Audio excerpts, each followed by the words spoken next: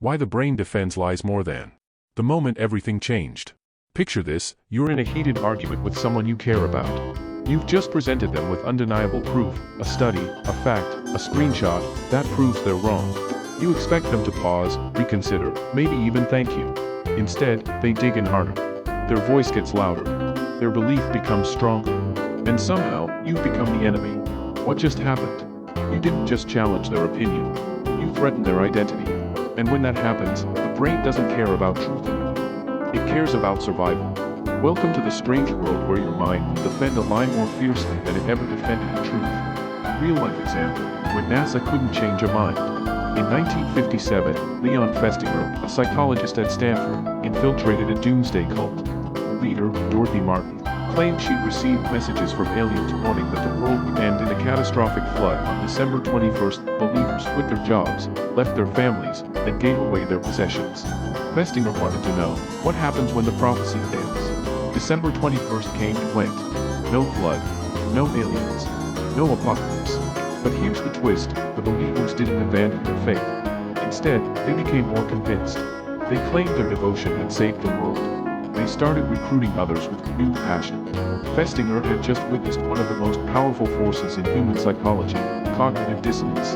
When reality contradicts our beliefs, our brain doesn't change the belief, it changes reality. Why being wrong feels like pain? Here's what neuroscience has discovered.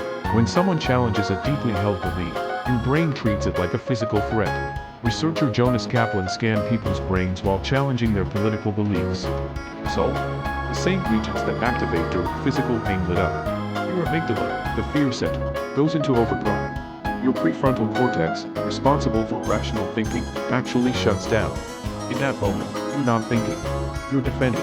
Daniel Kahneman, Nobel Prize winner and author of Thinking, Fast and Slow, explains this through two systems of thinking. System 1 is fast, automatic, and emotional. System 2 is slow, deliberate, and logical.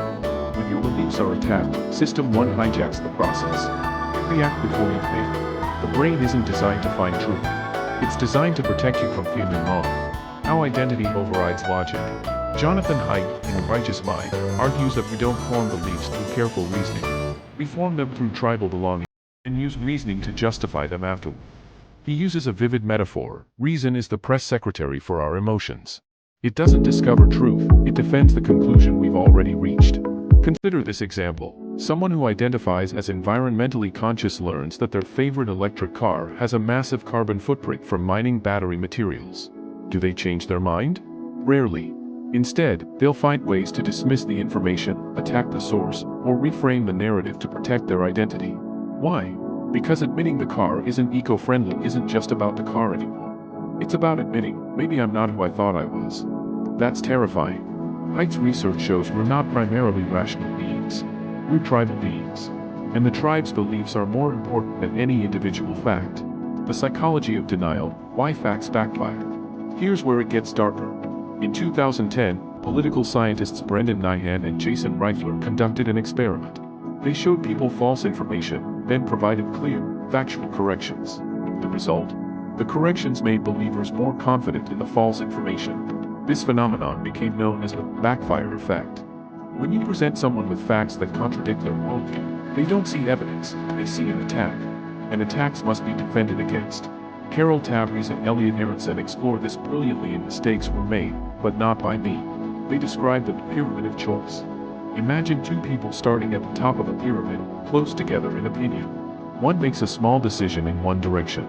To justify that decision, they make another, and another. Before long, they're on opposite sides of the pyramid base, unable to even see each other's perspective.